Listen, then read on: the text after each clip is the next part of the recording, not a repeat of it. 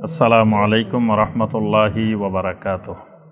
আলহামদুলিল্লাহি ওয়াহদা ওয়াসসালাতু ওয়াসসালামু আলা মান লা নাবিয়্যা বা'দা ওয়া আলা আলিহি ওয়া সাহবিহি ওয়া মাওয়ালা। মক্কা বিজয় আমরা সকলে জানি।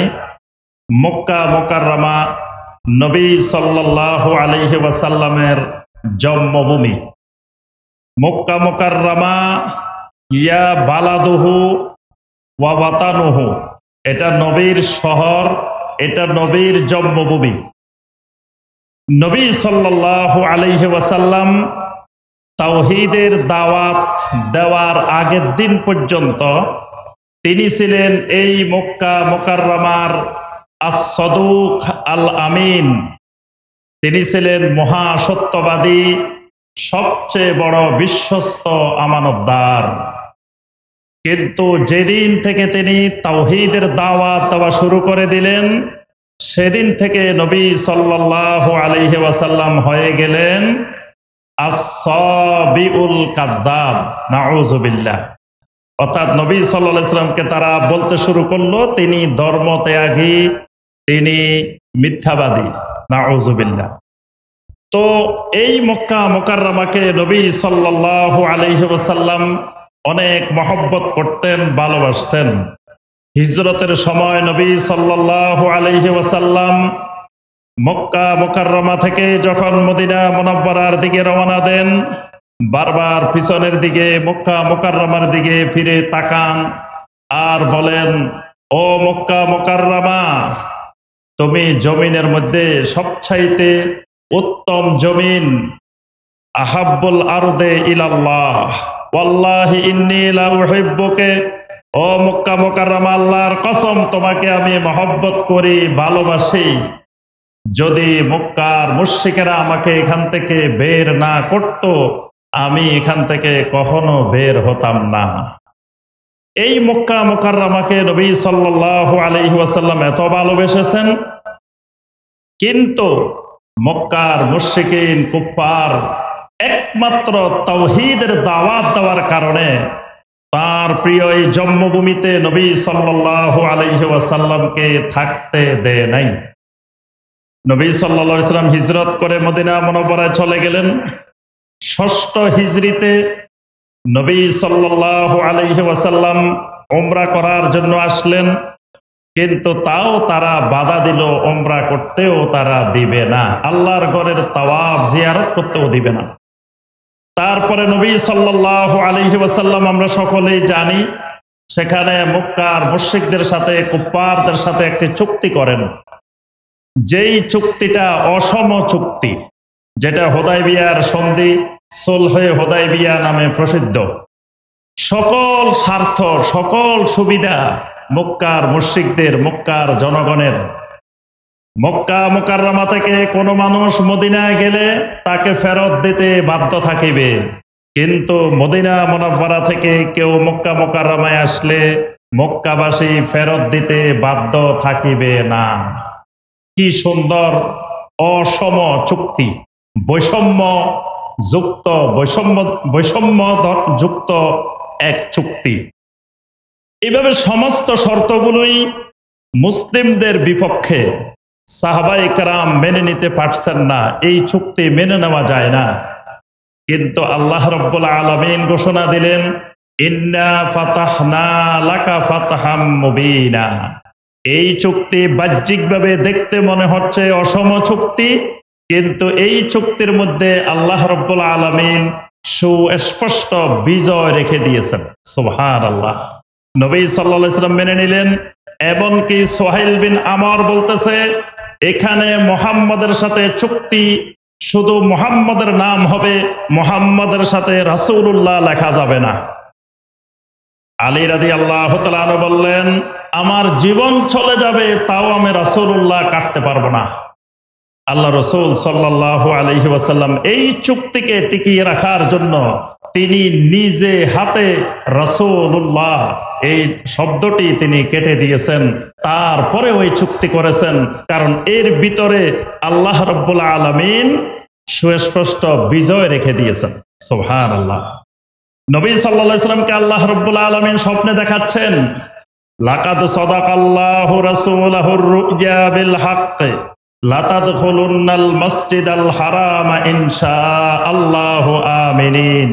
আল্লাহ পাক স্বপ্ন দেখাচ্ছেন অচিরেই আপনি নিরাপদ হয়ে বিজয়ীর বেশে এই মক্কা মুকাররমায় আপনি ঢুকবেন। সুবহানাল্লাহ।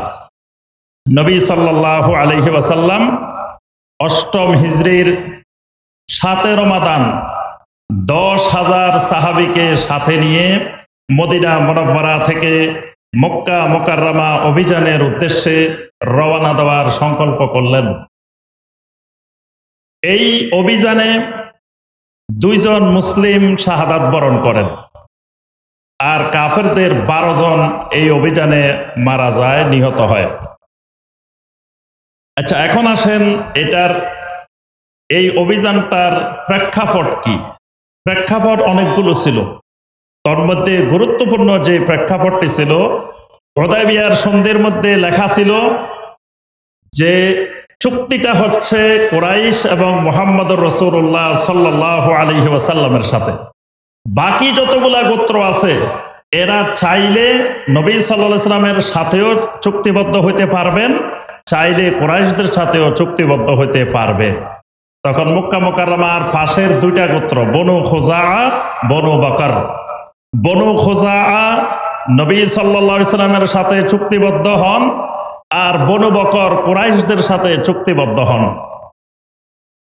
বনু খুজাআ এই বংশটা নবী সাল্লাল্লাহু আলাইহি ওয়াসাল্লামের বংশের সাথে অনেক প্রাচীন আমল থেকে এই বংশের সাথে নবী সাল্লাল্লাহু আলাইহি ওয়াসাল্লামের বংশগত মিল আছে, আত্মীয়তার অনেক ধরনের বন্ধন আছে। আরেকটা জিনিস এর সাথে খেয়াল রাখতে হবে, আল্লাহর ঘরে বাইতুল্লাহর মধ্যে সর্বপ্রথম যিনি মূর্তি প্রবেশ করিয়েছেন তার নামটা ভালো করে মনে রাখতে হবে। তার নাম হলো আমর ইবনে লুহাই আল খুজাই। তার নাম হলো আমর বিন লুহাই আল খুজাই। উনি বনু খুজা গোত্রের আলেম ছিলেন। তিনি ওই যুগের ওই সময়কার পৃথিবীর সবচাইতে বড় আলেম, সবচাইতে বড় দরবেশ, সবচাইতে বড় পীর সাহেব ছিলেন এই আমর ইবনে লুহাই আল খুজাই। এই লোকটাই আল্লাহর ঘরে সর্বপ্রথম মূর্তি প্রবেশ করাইছে। তাহলে আল্লাহর ঘরে মূর্তি কোনো সাধারণ মানুষ, খারাপ মানুষ ঢুকায় নাই। ওই জামানার যিনি সবচেয়ে বড় পীর, সবচেয়ে বড় আলেম, ওই আমর ইবনে লুহাই আল খুজাই আল্লাহর ঘরে মূর্তি ঢুকায়। এটার আবার অনেক ইতিহাস আছে। তো সংক্ষিপ্ত কথা হলো, এই বনু খুজা আর এই আলেম, তাহলে বোঝা যায় এই বংশটা প্রাচীন আমল থেকে আলেমের বংশ। এর মধ্যে বড় বড় আলেম ছিল বনু খুজা গোত্রের মধ্যে। এই কারণে বনু খুজা নবী সাল্লাল্লাহু আলাইহি ওয়াসাল্লামের সাথে চুক্তিবদ্ধ হন, বনু বকর কুরাইশদের সাথে চুক্তিবদ্ধ হন। কিন্তু এই চুক্তির 1 বছর যেতে না যেতেই আবু জাহেলের ছেলে ইকরামা বিন আবু জাহেল, সফওয়ান বিন উমাইয়া, সোহেল বিন আমর, এদের নেতৃত্বে এরা একদিন হঠাৎ করে বনু খুজার উপরে আক্রমণ করে বসে। তখন বনু খুজার লোকেরা নবী সাল্লাল্লাহু আলাইহি সাল্লামের কাছে যান, গিয়ে তাদের এই ঘটনার বর্ণনা দেন। এটা সুস্পষ্ট চুক্তির লঙ্ঘন। আল্লাহ রাসূল সাল্লাল্লাহু আলাইহি ওয়াসাল্লাম সিদ্ধান্ত নিলেন এখন আর সুযোগ দেওয়া যাবে না কুরাইশদেরকে। এখনই সময় তাদের উপরে অভিযান পরিচালনা করে মক্কা মুকাররমাতে তাওহীদের পতাকা উড্ডীন করার এখনই সময়। এর মধ্যে মক্কা মুকাররমার নেতা আবু সুফিয়ান বুঝে গেছেন যে এখন আবার মুহাম্মদ সাল্লাল্লাহু আলাইহি সাল্লামের পক্ষ থেকে আক্রমণ আসতে পারে। তিনি চলে গেলেন মদিনা মুনাওয়ারাতে, গিয়ে তার মেয়ের ঘরে ঢুকলেন, উম্মে হাবিবা রাদিয়াল্লাহু তাআলা আনহার ঘরে ঢুকলেন। উম্মে হাবিবা রাদিয়াল্লাহু তাআলা আনহা দেখলেন বাবা ঢুকছেন ঘরের মধ্যে। বাবা গিয়ে নবী সাল্লাল্লাহু আলাইহি ওয়াসাল্লামের বিছানার দিকে বসতে চাইছেন। উম্মে হাবিবা রাদিয়াল্লাহু তাআলা আনহা বলে উঠলেন, হাযা ফিরাশু রাসূলিল্লাহি সাল্লাল্লাহু আলাইহি ওয়াসাল্লাম ওয়া আনতা রাজুলুন মুশরিকুন নাজাসুন। এই বিছানাটা রাসূলুল্লাহ সাল্লাল্লাহু আলাইহি ওয়াসাল্লামের বিছানা, আর আপনি একজন মুশরিক মানুষ, আপনি নাপাক মানুষ, আপনি রাসূলুল্লাহ সাল্লাল্লাহু আলাইহি সাল্লামের বিছানায় বসতে পারেন না। সুবহানাল্লাহ। দেখেন তারা ঈমানকে কত বেশি মহব্বত করতেন, বাপের চাইতে ঈমানের গুরুত্ব বেশি। যে বাপ একজন মুশরিক, বাপ মেয়ের বাড়িতে আসছেন, মেয়ের ঘরে ঢুকছেন, কিন্তু উম্মে হাবিবা রাদিয়াল্লাহু তাআলা আনহা তাকে নবী সাল্লাল্লাহু আলাইহি ওয়াসাল্লামের বিছানায় বসতে দেন নাই। আবু সুফিয়ান অনেক ঘোরাঘুরি করলেন, ঘোরাঘুরি করে আবার চলে আসছেন। নবী সাল্লাল্লাহু আলাইহি ওয়াসাল্লাম জানাই দিলেন এই চুক্তি আর নবায়ন করার কোনো সুযোগ নাই। নবী সাল্লাল্লাহু আলাইহি ওয়াসাল্লাম বড় বড় সাহাবায়ে কেরামদেরকে জানাই দিলেন কিছুদিনের মধ্যে আমরা মক্কা মুকাররমায় অভিযান পরিচালনা করব। আর আল্লাহ রাব্বুল আলামিনের কাছে দোয়া করলেন, আল্লাহুম্মা খুজিল উয়ুনা ওয়াল আখবার আন কুরাইশিন হাত্তা নাবগাতাহা ফি বেলাদিহা। আয় আল্লাহ, যতক্ষণ পর্যন্ত মক্কা মুকাররমায় আমরা না পৌঁছি ততক্ষণ পর্যন্ত কুরাইশদের থেকে আমাদের সমস্ত খবরগুলোকে আপনি আড়াল করে রাখেন, গোপন করে রাখেন, যাতে তারা জানতে না পারে। সুবহানাল্লাহ। নবী সাল্লাল্লাহু আলাইহি ওয়াসাল্লাম দোয়া করলেন, কিন্তু এই ফাঁকে আরেকটা ঘটনা ঘটে গেছে। হাতিব ইবনে আবি বালতাআ রাদিয়াল্লাহু তাআলা আনহু তিনি যখন জানতে পারলেন তিনি একজন বড় বদরি সাহাবী এবং উহুদের ময়দানে নবী সাল্লাল্লাহু আলাইহি ওয়াসাল্লামের দান্দান মোবারককে যেই ব্যক্তিটা পাথরের আঘাতে রক্তাক্ত করেছিল, ভেঙে ফেলেছিল, তার নাম ছিল উতবা ইবনে আবি ওয়াক্কাস। এই উতবা ইবনে আবি ওয়াক্কাসকে এই হাতিব ইবনে আবি বালতাআ রাদিয়াল্লাহু তাআলা আনহু হত্যা করেছিলেন। এই ধরনের সাহাবী হাতিব ইবনে আবি বালতাআ তিনি একটা চিঠি লিখলেন। চিঠি লিখে এক মহিলার কাছে দিয়ে দিলেন যে মহিলা মক্কা মুকাররমায় যাবে, এটা নিয়ে যেন তার পরিবারের কাছে দেওয়া হয়, তার পরিবার মক্কা মুকাররমায় থাকেন, যাতে তার পরিবার আগে থেকে সতর্ক থাকতে পারে। তিনি সতর্কতামূলক একটা চিঠি তিনি দিয়ে দিচ্ছেন। এখন এই চিঠিটা যদি মক্কা মুকাররমায় পৌঁছে তো পৌঁছার সাথে সাথেই খবর হয়ে যাবে যে মক্কা মুকাররমায় মুহাম্মদুর রাসূলুল্লাহ সাল্লাল্লাহু আলাইহি ওয়াসাল্লাম অভিযান পরিচালনা করবেন। এখন এই মহিলা চিঠি নিয়ে অনেক দূর চলেও গেছে। আল্লাহ রাব্বুল আলামিন জিবরিল আলাইহিস সালামের মাধ্যমে জানাই দিলেন যে কিছুক্ষণের মধ্যে আপনার এই মক্কা অভিযানের খবর পৌঁছে যাচ্ছে মক্কা মুকাররমায়। তাড়াতাড়ি ওই চিঠিটা উদ্ধার করতে হবে। ওই চিঠি নিয়ে মহিলা রাউদায়ে খাক অর্থাৎ খাক নামক একটা উদ্যান, একটা বাগানের কাছে ওই জায়গায় পৌঁছে গেছে। আল্লাহ রাসূল সাল্লাল্লাহু আলাইহি ওয়াসাল্লাম তাড়াতাড়ি আলী রাদিয়াল্লাহু তাআলা আনহু, জুবাইর রাদিয়াল্লাহু তাআলা আনহু, মিকদাদ রাদিয়াল্লাহু তাআলা আনহু তিনজন সাহাবীকে দিয়ে পাঠাইলেন, দ্রুত গতিতে যাও, রাউদায়ে খাক এলাকায় গেলে একজন মহিলাকে খুঁজে পাবে, ওই মহিলার কাছে একটা চিঠি আছে, চিঠিটা তুমি নিয়ে আসো। তিনজন সাহাবী গেলেন, যাই মহিলাকে ঠিক রাউদায়ে খাক এলাকায় একটা মহিলাকে পাওয়া গেল। মহিলাকে বললো তোমার কাছে একটা চিঠি আছে, দ্রুত তাড়াতাড়ি বের করে দিয়ে দাও। মহিলা কয় চিঠি কি জিনিস? আল্লাহর কসম আমার কাছে কিচ্ছু নাই, আমি তো কিছুই জানি না, এগুলো কি বলো তোমরা? মানে সে কিছুই জানে না। হঠাৎ করে তারা বলতেছে আল্লাহু আকবার। তখন আলী রাদিয়াল্লাহু তাআলা আনহু বলে উঠলেন, শোনো তুমি মহিলা আমাদেরকে তো চিনতে পারো নাই। মা কাযাবা রাসূলুল্লাহ সাল্লাল্লাহু আলাইহি ওয়াসাল্লাম, আমাদেরকে যেই আল্লাহর রাসূল পাঠিয়েছেন সারা দুনিয়া মিথ্যা হতে পারে, আমার রাসূলের কথা যাররা পরিমাণ মিথ্যা হওয়ার কোনো সুযোগ নাই। ওই রাসূল বলে দিয়েছেন তোমার কাছে চিঠি আছে, সুতরাং লাতুখরিজিন্নাল কিতাব আও লা নুজাররিদান্নাকে, তুমি অতি দ্রুত চিঠিটা বাহির করো, না হয় তোমারে কাপড় চোপড় খুলে একেবারে মাথা থেকে পা পর্যন্ত যেই জায়গায় আছে প্রয়োজনে শরীরের ভিতর থেকে হইলেও চিঠি বাহির করা হবে। কারণ আমার রাসূল বলছে চিঠি আছে আর তুমি কও চিঠি নাই। আমার রাসূল যেখানে বলে দিছেন তোমার মধ্যে অবশ্যই চিঠি আছে। মহিলা এই কথা শুনে এমন ভয় পাইছে, আল্লাহু আকবার, এরা কারা? মহিলা তাড়াতাড়ি চুলের বেনি থেকে চিঠি বাহির করে দিয়ে দিছে। এই চিঠি নবী সাল্লাল্লাহু আলাইহি ওয়াসাল্লামের কাছে আনা হলো। আল্লাহ রাসূল সাল্লাল্লাহু আলাইহি সাল্লাম বললেন, চিঠিটা খোলো, দেখো কি লেখা আছে। এই লেখা আছে। চিঠিটা দিছে কে? হাতিব ইবনে আবি বালতা রাদিয়াল্লাহু তাআলা আনহু। ওমর ইবনে খাত্তাব রাদিয়াল্লাহু তাআলা আনহু বললেন, ইন্নাহু কাদ খানা আল্লাহ ওয়া রাসূলা, ইয়া রাসূলুল্লাহ সাল্লাল্লাহু আলাইহি সাল্লাম, এই তো আল্লাহ এবং আল্লাহ রাসূলের বিরুদ্ধে খেয়ানত করছে। ফাদানি ফালে আদরিবা উনুকাহু, আমি ওমরকে পারমিশন দেন যে আল্লাহ এবং রাসূলের সাথে খেয়ানত করে তার গর্দানটা উড়াই দিই। আল্লাহ রাসূল সাল্লাল্লাহু আলাইহি সাল্লাম হাতিব ইবনে আবি বালতা রাদিয়াল্লাহু তাআলা আনহুকে ডেকে জিজ্ঞাসা করলেন, হাতিব, কি ব্যাপার? তিনি বললেন, ইয়া রাসূলুল্লাহ সাল্লাল্লাহু আলাইহি সাল্লাম, আপনি দ্রুত কোনো সিদ্ধান্ত নেবেন না। আমি ঈমানের উপরে শতভাগ বহাল আছি। আমি শুধুমাত্র আমার পরিবার পরিজনকে রক্ষা করার জন্য আমি এই কাজটা করেছি। আল্লাহ রাসূল সাল্লাল্লাহু আলাইহি সাল্লাম বলেন, ওমর, সাবধান, থেমে যাও। কারণ এই হাতিব ইবনে আবি বালতা বদরি সাহাবী। আর বদরি সাহাবীদের ব্যাপারে তুমি কি জানো আল্লাহ রাব্বুল আলামিন কি বলে দিয়েছেন?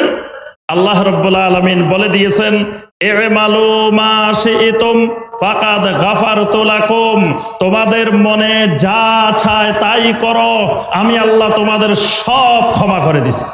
সুবহানাল্লাহ।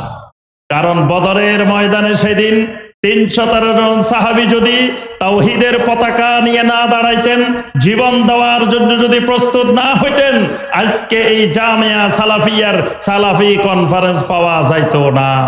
পৃথিবীর কোথাও ঈমান, আল্লাহর জমিনে আল্লাহর দ্বীনের তাওহীদের কোনো দাওয়াত পৃথিবী থেকে নিচ্ছিন্ন হয়ে যেত, পৃথিবীর কোথাও পাওয়া যেত না। ওই ৩১৩ জন নিজের জীবনটা দেওয়ার জন্য বদরের ময়দানে তাওহীদের পতাকা নিয়ে দাঁড়িয়ে গেছেন।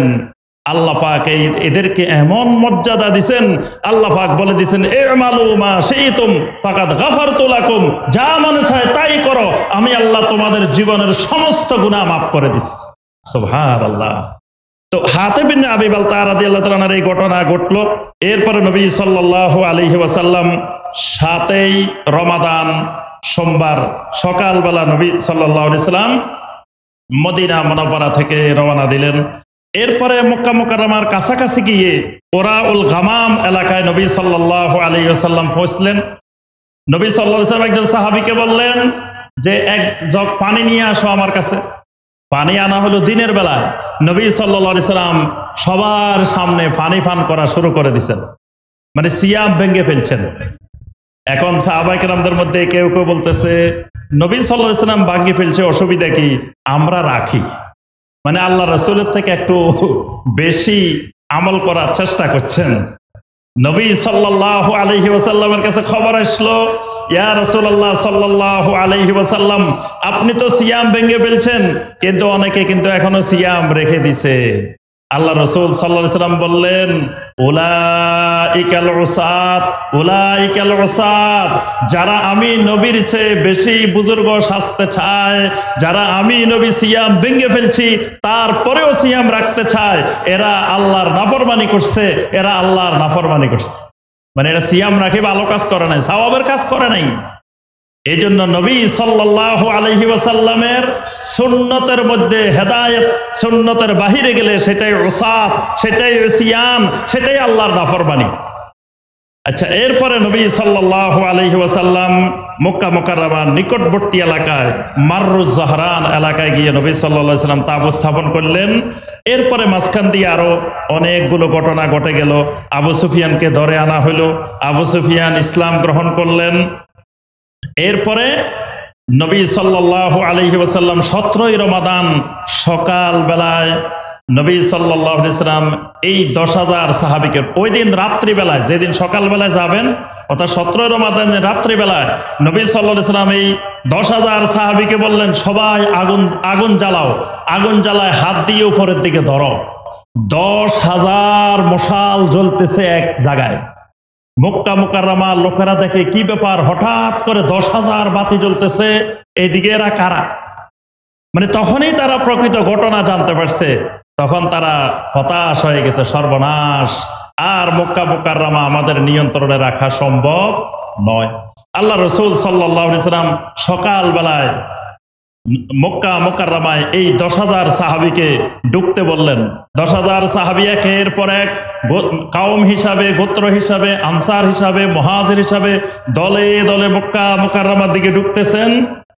তখন সাদ ইবনে উবাদা রাদিয়াল্লাহু তাআলা আনহু বলে উঠলেন যে আজকে তো এমন এক দিন, যেই দিন আজকে আল ইয়াউমা ইয়াউমুল মালহামা আল ইয়াউমা তুস্তাহাল্লুল কাবা, আজকে এমন এক দিন, আজকে তো মহা বিজয়ের দিন।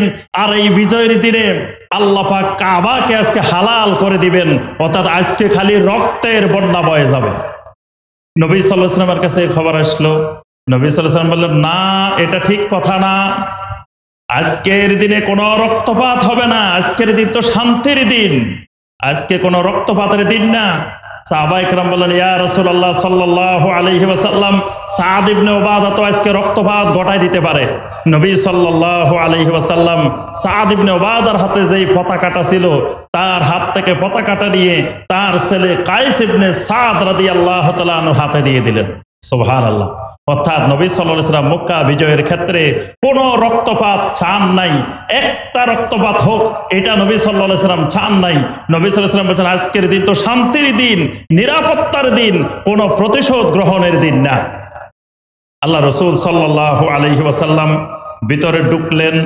ভিতরে ঢোকার পরে নবী সাল্লাল্লাহু আলাইহি ওয়াসাল্লাম আল্লাহর ঘরের সামনে চলে আসলেন। এসে দেখলেন আল্লাহর ঘরের দিকে শুধু মূর্তি আর মূর্তি, মূর্তি আর মূর্তি, 360টা মূর্তি। নবী সাল্লাল্লাহু আলাইহি ওয়াসাল্লাম লাঠি দিয়ে কয়েকটা ভাঙলেন, বললেন কুল জাআল হাক্কু ওয়া যাহাকাল বাতিল ইন্নাল বাতিলা কানা যাহুকা।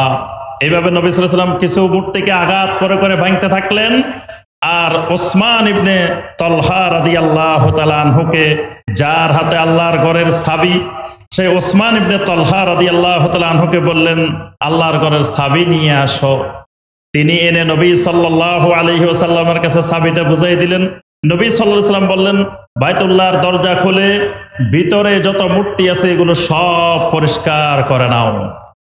তখন আরো কয়েকজন সাহাবী সহ আল্লাহর ঘরের দরজা খুলে ভিতরের সব মূর্তিগুলো পরিষ্কার করা হলো, বাহিরেও যা ছিল সব পরিষ্কার করা হলো।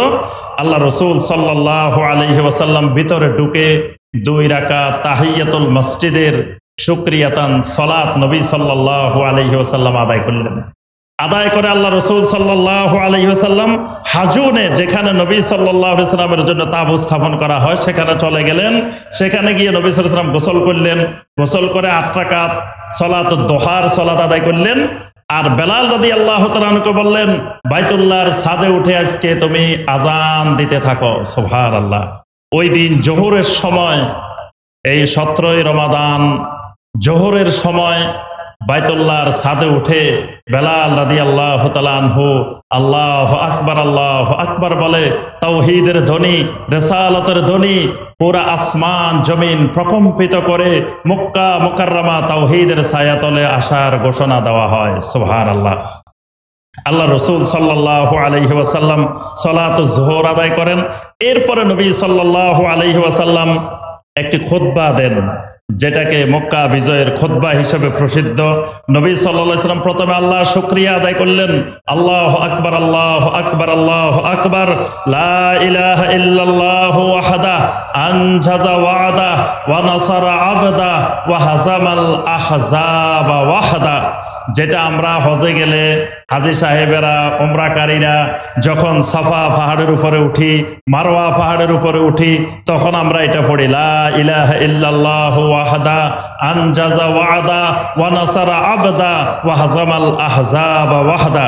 এরপরে নবী সাল্লাল্লাহু আলাইহি ওয়াসাল্লাম অনেকগুলো উপদেশ মূলক নসিহা করলেন, ঘোষণা দিলেন, আলা কুল্লু মাসুরাতিন আও মালিন আও দামিন ফাহুয়া তাহতা কাদামাইয়াহা তাইনে ইল্লা সিদানাতাল বাইত ওয়া সাকায়াতাল হাজ। আজকে থেকে সকল ধরনের যত রকমের সম্পদের ব্যাপারে, রক্তপাতের ব্যাপারে, একজন আরেকজনের উপরে বিভিন্ন ধরনের প্রাধান্য, অহংকার, একজন আরেকজনের সাথে জোর যার মুল্লুক তার, এই জাতীয় সমস্ত রক্তপাত, সমস্ত মাল সম্পদ হনন করা, সমস্ত ধরনের এই জাতীয় জিনিসগুলোকে আমার দুই পায়ের নিচে পিষ্ট করে দিলাম। শুধুমাত্র দুটি মর্যাদা অবশিষ্ট থাকবে।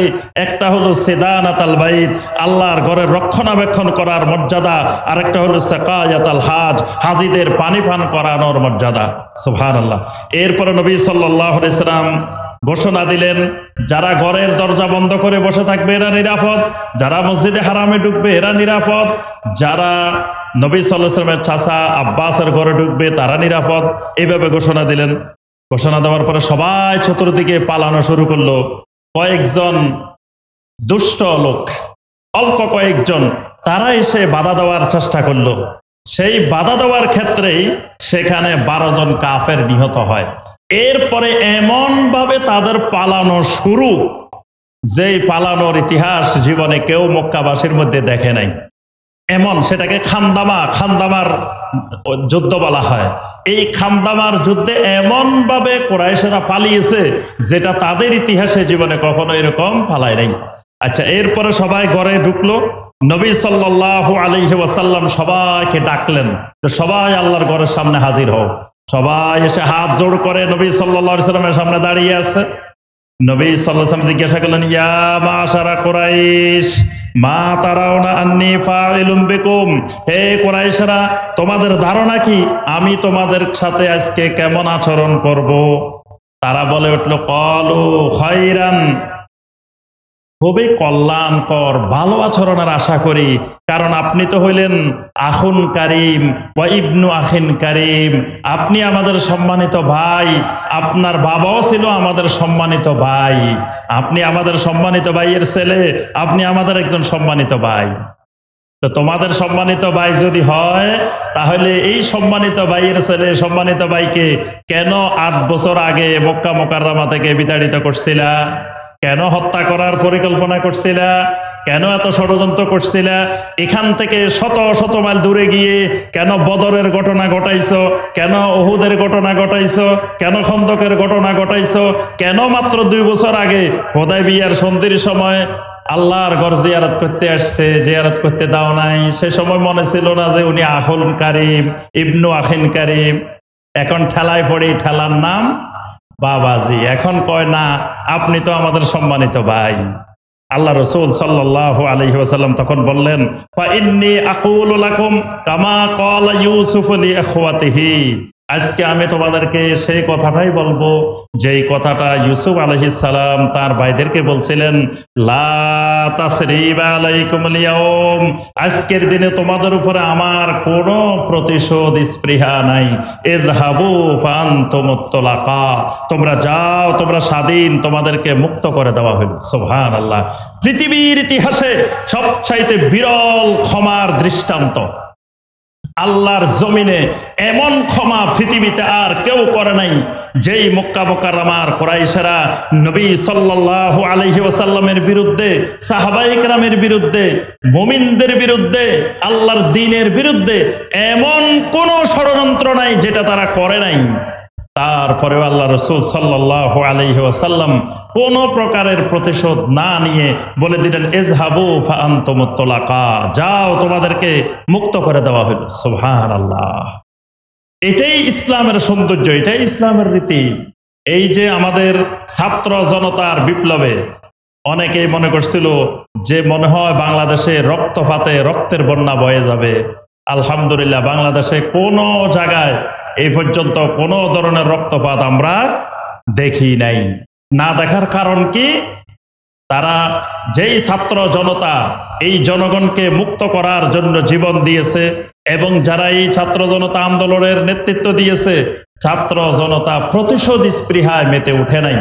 এবং তখন সমস্ত ওলামায়ে কেরাম বাংলাদেশের মসজিদে মসজিদে এই মক্কা বিজয়ের এই ক্ষমার দৃষ্টান্তের খুতবা দিয়েছেন, সবাই নসিহত করেছেন, যা অন্যায় করে ফেলছে তাদের উপরে প্রতিশোধ স্পৃহায় মেতে উঠা যাবে না, কোনো রক্তপাত ঘটানো যাবে না, কোনো অমুসলিমদের কোনো স্থাপনায়, মন্দিরে, কোনো জায়গায়, ফেগড়ায়, গির্জায় কোথাও হামলা করা হবে না। আলহামদুলিল্লাহ এই পর্যন্ত কোনো ঘটনা এরকম বাংলাদেশে ঘটে নাই। যদি পৃথিবীর অন্য কোনো জায়গায় হইতো বা অন্য কোনো ধর্মীয় ব্যক্তিদের ক্ষেত্রে হইতো, তখন দেখা যেত এর উল্টা ব্যতিক্রম। তো মুসলিমেরা সবসময় এই রাসূলুল্লাহ সাল্লাল্লাহু আলাইহি ওয়াসাল্লামের এই ক্ষমার দৃষ্টান্তকে মুসলিমেরা বুকে ধারণ করে, লালন করে। এই জন্য আল্লাহ পাক বলেছেন, ওয়াল কাযিমিনাল গায়যা ওয়াল আফিনা আনিন নাস ওয়াল্লাহু ইউহিব্বুল মুহসিনিন। তবে আল্লাহ রাসূল সাল্লাল্লাহু আলাইহি ওয়াসাল্লাম কয়েকজন মানুষকে ক্ষমা করেন নাই, সাধারণ ক্ষমার বাহিরে রেখেছেন। এরা ছিল শাতেমে রাসূল। এরা আল্লাহ রাসূল সাল্লাল্লাহু আলাইহি সাল্লামকে এমন ভাষায় গালিগালাজ করেছে, এমন ভাষায় কবিতা লিখেছে, এমন কাজ করেছে যেটা ক্ষমার অযোগ্য অপরাধ। এদের মধ্যে আবার পরবর্তীতে কয়েকজনকে নবী সাল্লাল্লাহু আলাইহি সাল্লাম ক্ষমা করে দিয়েছেন। যাদেরকে ক্ষমা করা হয় নাই, হত্যা করা হয়েছে, এদের মধ্যে আব্দুল্লাহ বিন খাত্তাল, মিকিয়াস বিন হুবাবা, তারপরে ইবনে খাত্তালের একজন দাসী হুয়াইরিস বিন নুকাইজ, এই চারজনকে এদেরকে হত্যা করা হয়েছে। আর তাদের রক্ত হালাল করার পরেও কয়েকজনকে নবী সাল্লাল্লাহু আলাইহি সাল্লাম এর পরেও ক্ষমা করে দিয়েছেন, যেমন আব্দুল্লাহ বিন আবি সারা, ইকরামা বিন আবু জাহাল, হাব্বার ইবনে আসওয়াদ, ইবনে খাত্তালের একজন দাসী সারা, এরকম অনেককে নবী সাল্লাল্লাহু আলাইহি ওয়াসাল্লাম ক্ষমা করে দিয়েছেন। এখন আল্লাহ রাসূল সাল্লাল্লাহু আলাইহি ওয়াসাল্লাম সাফা পাহাড়ের উপরে উঠে দোয়া করতেছেন। নবী সাল্লাল্লাহু আলাইহি ওয়াসাল্লাম দোয়ায় ব্যস্ত আছেন। এইদিকে আনসার সাহাবীরা কান্নাকাটি শুরু করে দিছেন। আনসার সাহাবীরা একজন আরেকজনকে বলতেছেন, এই মক্কা মুকাররমা, এটা তো বালাদুর রাসূল সাল্লাল্লাহু আলাইহি ওয়াসাল্লাম, এটা আমার রাসূলের শহর, এটা ওয়াতানুর রাসূল সাল্লাল্লাহু আলাইহি ওয়াসাল্লাম, এটা আমার রাসূলের মাতৃভূমি, জন্মভূমি। যেহেতু এটা মক্কা মুকাররমা বিজয় হয়ে গেছে, এখন মনে হয় আল্লাহ রাসূল সাল্লাল্লাহু আলাইহি ওয়াসাল্লাম আর মদিনা যাবেন না। আনসার সাহাবীরা কান্নাকাটি করতেছেন যে আল্লাহ রাসূল সাল্লাল্লাহু আলাইহি ওয়াসাল্লাম মনে হয় মক্কা মুকাররমায় থেকে যাবেন, আর মদিনা মুনাওয়ারায় যাবেন না। নবী সাল্লাল্লাহু আলাইহি ওয়াসাল্লাম বুঝতে পারছেন তারা কি বলতেছেন। নবী সাল্লাল্লাহু আলাইহি ওয়াসাল্লাম জিজ্ঞাসা করলেন, তারা বলতে রাজি হয় না। কয়েকবার জিজ্ঞাসা করার পরে তারা বলল, আমরা এরকম বলতেছিলাম। নবী সাল্লাল্লাহু আলাইহি ওয়াসাল্লাম বললেন, মাআযাল্লাহ, আল মাহইয়া মাহইয়াকুম ওয়াল মামাতু মামাতুকুম। ও আনসার সাহাবীরা, তোমাদের সাথে আমার জীবন কেটেছে, আমার মৃত্যুও হবে তোমাদের এই সাথে। সুবহানাল্লাহ। নবী সাল্লাল্লাহু আলাইহি ওয়াসাল্লাম মক্কা মুকাররমায় না থেকে আবার মদিনা মুনাওয়ারায় চলে গেলেন। তো এর মধ্যে আরো অনেকগুলো ঘটনা আছে, সময়ের কারণে আমরা সব বিস্তারিত আলোচনা করি নাই। সর্বশেষ এর থেকে, মক্কা বিজয় থেকে আমাদের জন্য অনেকগুলো শিক্ষণীয় জি আলহামদুলিল্লাহ। তো আমাদের সময় আর একটু বৃদ্ধি পেয়েছে, তাহলে এর সাথে আমরা আরো কয়েকটি বিষয় এর সাথে আমরা আলোচনা করার সময় পাবো। জি, তো নবী সাল্লাল্লাহু আলাইহি ওয়াসাল্লাম এই যেই মানুষগুলোর কথা বললাম, এদের মধ্যে কিছু কিছু মানুষ প্রথমে তাদের রক্ত হালাল ঘোষণা করা হলো, তাদেরকে সাধারণ ক্ষমার বাহিরে রাখা হলো। কিন্তু তারপরেও কিছু মানুষ যখন এসে ক্ষমা চাইলেন, যখন এসে ইসলাম গ্রহণ করলেন, নবী সাল্লাল্লাহু আলাইহি ওয়াসাল্লাম এদেরকে ক্ষমা করে দিলেন। যেমন একজন ইকরামা বিন আবু জাহাল। ইকরামা বিন আবু জাহেল আবু জাহেলের ছেলে। আবু জাহেলের এই ছেলে নবী সাল্লাল্লাহু আলাইহি ওয়াসাল্লামের বিরুদ্ধে, সাহাবায়ে কেরামের বিরুদ্ধে, ইসলামের বিরুদ্ধে অনেক বড় বড় ষড়যন্ত্রের মধ্যে নেতৃত্ব দিয়েছে। কিন্তু সেই ইকরামা বিন আবু জাহেল যখন এসে ক্ষমা চাইলেন, যখন ইসলাম গ্রহণ করলেন, আল্লাহ রাসূল সাল্লাল্লাহু আলাইহি ওয়াসাল্লাম তাকেও ক্ষমা করে দিলেন। একজনকে এসে নবী সাল্লাল্লাহু আলাইহি ওয়াসাল্লামের কাছে ক্ষমা চাচ্ছেন, মানে তিনি ইসলাম গ্রহণ করবেন, তিনি এই হত্যা থেকে বাঁচার জন্য তিনি ক্ষমা চাচ্ছেন। নবী সাল্লাল্লাহু আলাইহি ওয়াসাল্লাম তাকে ইসলামও গ্রহণ করাইতেছেন না, ক্ষমার ঘোষণাও দিচ্ছেন না, হাও বলতেছেন না, নাও বলতেছেন না। তখন সাহাবা কিছুক্ষণ অপেক্ষা করলেন। এরপরে নবী সাল্লাল্লাহু আলাইহি ওয়াসাল্লাম তাকে ইসলাম গ্রহণ করাইলেন। এখন নবী সাল্লাল্লাহু আলাইহি ওয়াসাল্লাম বললেন যে আমি যে দেরি করতেছি, বিলম্বটা করতেছি, আমি কালেমা পড়াইতেছি না, শাহাদা পাঠ করাইতেছি না, তোমরা এই সময় তাকে হত্যা করে ফেলতে, আমি তো বিলম্বটা করতেছি মূলত এই কারণেই। তখন সাহাবায়ে কেরাম বললেন, ইয়া রাসূলুল্লাহ সাল্লাল্লাহু আলাইহি ওয়াসাল্লাম, আপনি খালি একটু আমাদেরকে চোখের ইশারা দিলেই তো হয়ে যেত, আমরা কাজটা শেষ করে ফেলতাম। নবী সাল্লাল্লাহু আলাইহি ওয়াসাল্লাম বললেন, আল্লাহর নবীদের, আল্লাহর রাসূলদের চোখও কখনো খেয়ানত করে না। অর্থাৎ আমি যে তোমাদেরকে চোখ দিয়ে ইশারা দিব যে হত্যা করে ফেলো, কাজটা করে ফেলো, নবী রাসূলদের চোখগুলোও কখনো মানুষের সাথে খেয়ানত করে না, প্রতারণা করে না। সুবহানাল্লাহ। আল্লাহ রাসূল সাল্লাল্লাহু আলাইহি ওয়াসাল্লাম এরপরে সাহাবায়ে মক্কা মুকাররমা, নবী সাল্লাল্লাহু আলাইহি ওয়াসাল্লাম মক্কা বিজয়ের সময় 19 দিন অবস্থান করেছেন। 19 দিন অবস্থান করে নবী সাল্লাল্লাহু আলাইহি ওয়াসাল্লাম মক্কা মুকাররমা থেকে আবার মদিনা মুনাওয়ারায় ফিরে গিয়েছেন। তো এখানে আমরা শিক্ষণীয় বিষয়গুলো নিয়ে সর্বশেষ আলোচনা করব, এর মাধ্যমে আলোচনা শেষ করব। এই মক্কা বিজয়ের প্রথম থেকে মক্কা বিজয়ের শেষ পর্যন্ত যে সংক্ষিপ্ত ঘটনাগুলো আমরা দেখলাম, এর মধ্যে অনেকগুলো শিক্ষণীয় বিষয় আছে। প্রথম শিক্ষণীয় বিষয়, যে কোনো ব্যাপারে দৃঢ় সিদ্ধান্ত গ্রহণ করার ক্ষেত্রে প্রথমত দূরদর্শিতার পরিচয় দিতে হবে। মানে যে কোনো একটি বিষয়ে চুক্তি করার ক্ষেত্রে, তারপরে যে কোনো বিষয়ের একটা সিদ্ধান্ত নেওয়ার ক্ষেত্রে দূরদর্শিতার পরিচয় দেওয়া, এটা এই মক্কা বিজয়ের শিক্ষা। দূরদর্শিতার পরিচয়টা কেমন? মানে একটা জিনিস সিদ্ধান্ত নেওয়ার ক্ষেত্রে এখন থেকে 5 বছর পরে কি হবে এই চিন্তা না, এটাকে আরো লম্বা করে 50 বছর, 100 বছর, 200 বছর, 300 বছর, 400 বছরও পরিকল্পনা নিতে হবে। নবী সাল্লাল্লাহু আলাইহি ওয়াসাল্লামের জন্য 2 বছর মানে আমাদের জন্য 200 বছরও হতে পারে, আমাদের জন্য আরো বেশিও হতে পারে। নবী সাল্লাল্লাহু আলাইহি ওয়াসাল্লাম এই হুদায়বিয়ার সন্ধি যখন করতেছিলেন, তখন মনে হচ্ছিল যে এইটা তো ইসলামের স্বার্থের পরিপন্থী, নবী সাল্লাল্লাহু আলাইহি ওয়াসাল্লামের স্বার্থের পরিপন্থী।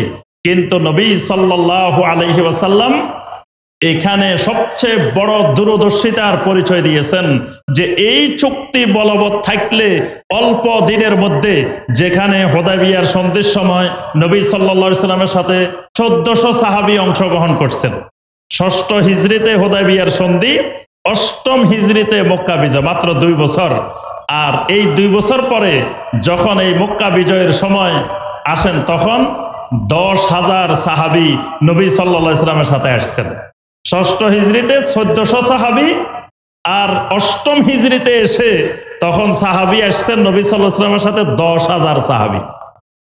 তাহলে বোঝা যায় এই 2 বছরে যখন একটা শান্তিপূর্ণ পরিবেশ, কোনো যুদ্ধ নাই, কোনো জিহাদের প্রস্তুতি নিতে হয় নাই, দাওয়াতের কাজকে বেগবান করা হয়েছে, অল্প দিনে 1400 থেকে আপনার সেই 10,000-এ পৌঁছে গেছে। আবার এই 10,000 8ম হিজরিতে নবী সাল্লাল্লাহু আলাইহি ওয়াসাল্লাম যখন বিদায় হজে আসেন 10ম হিজরিতে, তখন এই 10,000 হয়ে গেছে 1 লক্ষের উপরে। সুবহানাল্লাহ। তাহলে বোঝা যায় যে একজন মুমিনের জন্য নবী সাল্লাল্লাহু আলাইহি ওয়াসাল্লামের এই মক্কা বিজয়ের ঘটনা থেকে 1 নম্বর শিক্ষা, সর্বক্ষেত্রে দূরদর্শিতার পরিচয় দিতে হবে। রেজাল্ট সাথে সাথে কামনা করা যাবে না। অনেক ভাই অনেক এলাকায় দাওয়াতে কাজ শুরু করে, দেখা যায় যে 1 বছরের মধ্যে রেজাল্ট চায়। দেখা যায় যে কিছুদিন কাজ করছে, তখন দেখা যায় কোনো ভাই সহি আকীদা আসে না, সালাফি মানহাজে আসে না, তখন হতাশ হয়ে যায়। কয়েক ভাই এলাকায় কাজ করতে করতে অবস্থা খুব খারাপ, এলাকায় তো কোনো পরিবর্তন নাই, এরকম মানে হতাশ হওয়া যাবে না। এটার দীর্ঘমেয়াদী পরিকল্পনা রাখতে হবে যে আমার এই কাজ চলতে থাকবে, চলতে থাকবে, এক প্রজন্ম যাবে, আরেক প্রজন্ম যাবে, আরেক প্রজন্ম যাবে, আরেক প্রজন্ম গিয়ে ইনশাআল্লাহ এই জনপদ, এই এলাকা সালাফি মানহাজের এলাকা হয়ে যাবে ইনশাআল্লাহ। এইরকম দীর্ঘমেয়াদী পরিকল্পনা নিয়ে কাজ করতে হবে, সুদূর প্রসারী দূরদৃষ্টি নিয়ে কাজ করতে হবে। এটা মক্কা বিজয়ের আমাদের জন্য 1 নম্বর শিক্ষা। 2 নম্বর শিক্ষা, সব সময় ওহীকে প্রাধান্য দিতে হবে। মানে কোরআনে কারীম এবং নবী সাল্লাল্লাহু আলাইহি সাল্লামের সহিহ সুন্নাহ ওহীর বাণীকে, ওহীর কথাকে সব কিছুর উপরে প্রাধান্য দিয়ে সিদ্ধান্ত গ্রহণ করতে হবে। যদি ওহীর সিদ্ধান্ত আমাদের বাহ্যিক অবস্থার বিপরীত মনে হয়, যেমন ধরেন আমি একটা কথা বলি যে নবী সাল্লাল্লাহু আলাইহি ওয়াসাল্লাম যখন নবুয়ত পেলেন তখন মক্কা মুকাররমার মধ্যে অসংখ্য সমস্যা, শত শত সমস্যা, সমস্যার কুল কিনারা নাই। তখন জোর যার মুল্লুক তার, আইন শৃঙ্খলা বলতে কোনো কিছু নাই, তারপরে নারীর কোনো সম্মান নাই, নারীর কোনো ইজ্জত নাই, নারীর কোনো অধিকার নাই, মাদকের সমাজ, চুরির সমাজ, লুটপাটের সমাজ, দুর্নীতির সমাজ, সমাজের সমস্যার কুল কিনারা নাই, খালি সমস্যা, খালি সমস্যা। এরকম সময় নবী সাল্লাল্লাহু আলাইহি ওয়াসাল্লাম আল্লাহর রাসূল হয়ে আসলেন। এসে নবী সাল্লাল্লাহু আলাইহি ওয়াসাল্লাম যে দাওয়াত পেশ করলেন, দাওয়াতের মধ্যে নবী সাল্লাল্লাহু আলাইহি ওয়াসাল্লাম বলেন নাই যে মক্কা মুকাররমার লোকেরা আজকে থেকে চুরি করা বন্ধ করো, আজকে থেকে দুর্নীতি বন্ধ করো, আজকে থেকে তোমাদের নারীরা সবাই পর্দার সহকারে চলাফেরা শুরু করো, এতদিন পর্যন্ত যে সুদের প্রচলন ছিল এই সুদ খাওয়া বন্ধ করো। নবী সাল্লাল্লাহু আলাইহি ওয়াসাল্লাম এই দাওয়াত দেন নাই। নবী সাল্লাল্লাহু আলাইহি ওয়াসাল্লাম কি দাওয়াত দিলেন? ইয়া আইয়ুহান নাস কুলু লা ইলাহা ইল্লাল্লাহ তুফলিহু, ও মানুষেরা তোমরা লা ইলাহা ইল্লাল্লাহ বলো। এই লা ইলাহা ইল্লাল্লাহর মধ্যে তোমাদের দুনিয়ারও সফলতা, আখিরাতেরও সফলতা, সকল সমস্যার সমাধান লা ইলাহা ইল্লাল্লাহর মধ্যে। তাহলে এখানে দেখেন বাহ্যিকভাবে মনে হইতে পারে যে নবী সাল্লাল্লাহু আলাইহি ওয়াসাল্লাম এখন নবী হয়েছেন, তার কাজ হলো সমাজে কেমনে শান্তি শৃঙ্খলা ফিরে আসবে, কেমনে চুরি ডাকাতি বন্ধ হবে, কেমনে নিরাপত্তা ফিরে আসবে, কেমনে মানুষের উপরে জুলুম বন্ধ হবে, এগুলোই তো কাজ করা দরকার। কিন্তু নবী সাল্লাল্লাহু আলাইহি ওয়াসাল্লাম এসবের দাওয়াত না দিয়ে খালি তাওহীদের দাওয়াত দিচ্ছেন, খালি লা ইলাহা ইল্লাল্লাহর দাওয়াত দিচ্ছেন। তো এটাতে মানে মোটা দাগে, মোটা মাথায় মনে হচ্ছে বাস্তবতার সাথে দাওয়াতের মিল নেই। এজন্য দেখবেন সালাফি মানহাজের ওলামায়ে কেরাম যখন তাওহীদের দাওয়াত পেশ করেন তখন অনেকে ঠাট্টা করে, বলে যে সমাজে কত রকমের সমস্যা আর এরা খালি তাওহীদ তাওহীদ, শিরিক শিরিক, বেদাত বেদাত। এই সমাজের সমস্যা নিয়ে এদের কোনো মাথা ব্যথা নাই, সমস্যা নিয়ে কোনো কথা বলে না। এরা খালি তাওহীদ নিয়ে কথা বলে, শিরিক নিয়ে কথা বলে, সুন্নত নিয়ে কথা বলে, বেদাত নিয়ে কথা বলে, এরকম বলে না? হ্যাঁ, যে বলে যে সালাফি ওলামারা রাজনীতি নিয়ে কথা বলে না, সরকার বিরোধী কথা বলে না, সমাজের এই সমস্যা এগুলা কথা বলে না, খালি তাওহীদ খালি তাওহীদ। তো নবী সাল্লাল্লাহু আলাইহি ওয়াসাল্লাম যেই সমাজে আসছেন সেই সমাজের সমস্যা আমাদের বর্তমান সমাজের সমস্যার চেয়ে আরো অনেক বেশি ছিল। বর্তমানের যে সমস্যা তার থেকে আরো বেশি সমস্যা ছিল, কিন্তু নবী সাল্লাল্লাহু আলাইহি ওয়াসাল্লাম দাওয়াত দিয়েছেন খালি ইয়া আইয়ুহান নাস কুলু লা ইলাহা ইল্লাল্লাহ, ইয়া আইয়ুহান নাস কুলু লা ইলাহা ইল্লাল্লাহ। অর্থাৎ লা ইলাহা ইল্লাল্লাহর মধ্যেই সকল সমস্যার সমাধান আছে। এই কারণে যত রকমের কথা বলুক, যত রকমের যাই কিছু চাহিদা থাকুক মানুষের স্বাভাবিক চাহিদার চাইতে, স্বাভাবিক দেখার চাইতে ওহীকে সবার উপরে অগ্রাধিকার দিতে হবে। আল্লাহ রাব্বুল আলামিনের কথা, আল্লাহ রাসূল সাল্লাল্লাহু আলাইহি ওয়াসাল্লামের কথাকে, নবী সাল্লাল্লাহু আলাইহি ওয়াসাল্লামের দাওয়াতের পদ্ধতিকে সব কিছুর উপরে প্রাধান্য দিতে হবে।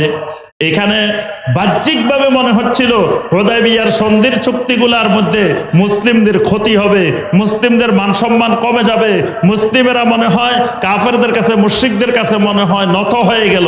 কিন্তু ওহী বলতেছে ইন্না ফাতাহনা লাকা ফাতহাম মুবিনা। আল্লাহ রাসূল সাল্লাল্লাহু আলাইহি ওয়াসাল্লাম বাহ্যিক অবস্থার দিকে না তাকিয়ে ওহীর দিকে তাকিয়ে ওহীকে প্রাধান্য দিয়ে নবী সাল্লাল্লাহু আলাইহি ওয়াসাল্লাম যে কোনো উপায়ে এই তাওহীদ, এই হুদায়বিয়ার সন্ধিটাকে টিকিয়ে রাখার জন্য, করার জন্য নবী সাল্লাল্লাহু আলাইহি ওয়াসাল্লাম প্রস্তুতি নিলেন। অর্থাৎ সবকিছুর উপরে নবী সাল্লাল্লাহু আলাইহি ওয়াসাল্লাম প্রাধান্য দিলেন কি, কোন জিনিস?